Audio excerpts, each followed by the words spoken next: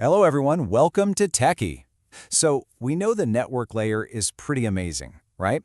It gets data all the way across the internet to the right computer.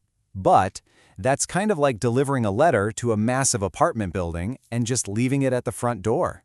There's no apartment number on it. So the big question is, once that letter, that piece of data, arrives at the building, how does it find the right person? How does it know to go to your web browser and not, say, your video game or your chat app? Well, that's exactly where the transport layer, that's layer 4 by the way, comes into play.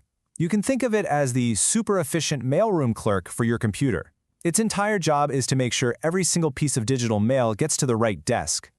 See, its core job isn't just about computer-to-computer communication.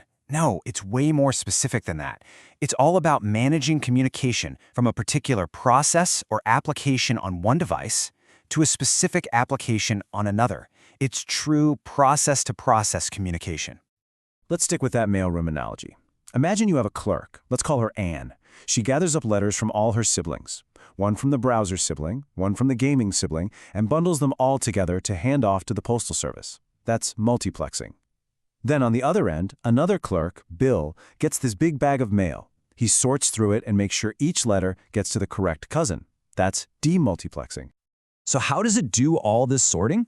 It uses something called port numbers. These are basically the specific names written on the envelopes.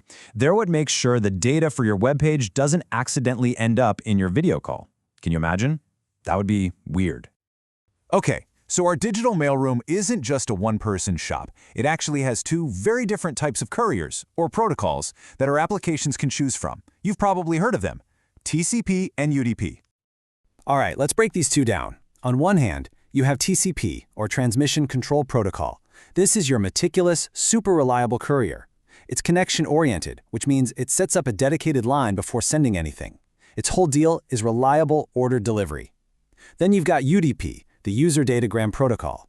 Think of UDP as the incredibly fast, no-frills messenger. It's connectionless, it just sends stuff, and it offers what we call best effort delivery. Speed is everything for UDP. Yeah, with TCP, its entire mission in life is to guarantee, and I mean guarantee, that every single piece of data arrives, that it arrives correctly, and that it arrives in the right order. No exceptions. And how does it pull off this incredible reliability? Well, it starts by establishing a formal connection using something called a three-way handshake. It's actually pretty simple. First, the client sends a SYN packet, basically saying, "Hey, you there, I want to connect." The server replies with a SYN ACK, which means, "Yep, I'm here and I'm ready for you." Finally, the client sends one last ACK to say, "Awesome, connection established." It's really just like a polite confirmation call before you send over a really important package. Now, UDP, it's a completely different story. It's all about one thing, speed. We often call it a fire and forget protocol. It doesn't bother with any of that handshake business. No formal connection, no sequencing, no acknowledgements. It just blasts the data packets out as fast as it possibly can. This means way less delay, which, as you can imagine, is perfect for applications where every millisecond counts.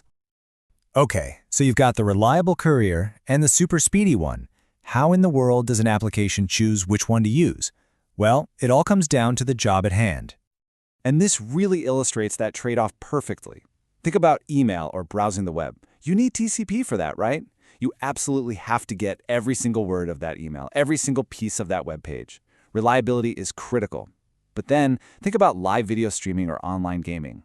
For those, speed is way more important than perfect reliability. You'd rather have the raw speed of UDP and maybe a few lost pixels here and there than have your game lag while it waits for a delayed packet to be resent. The game would be unplayable. So what's the big takeaway here? It's that this invisible layer, layer 4, is constantly working behind the scenes. It's like the traffic controller for your entire digital life, managing the integrity and flow of everything you do online. So, just to quickly recap, the transport layer is doing a ton of work. It's handling that crucial delivery to specific apps using port numbers. It's multiplexing and demultiplexing, bundling and unbundling data. It's taking huge files and breaking them into smaller, manageable segments. And when you're using TCP, it's providing that rock-solid reliability, making sure everything is put back together perfectly in the right order. You know, every single email you send, every video you stream, it all relies on this invisible choice between reliability and speed. It's this fundamental trade-off, really, between perfection and performance.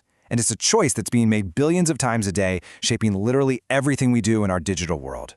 So if this explainer helped you get a better handle on the transport layer, do us a favor and hit that like button. And hey, make sure to subscribe to Tech Feed for more deep dives into the tech that powers our world.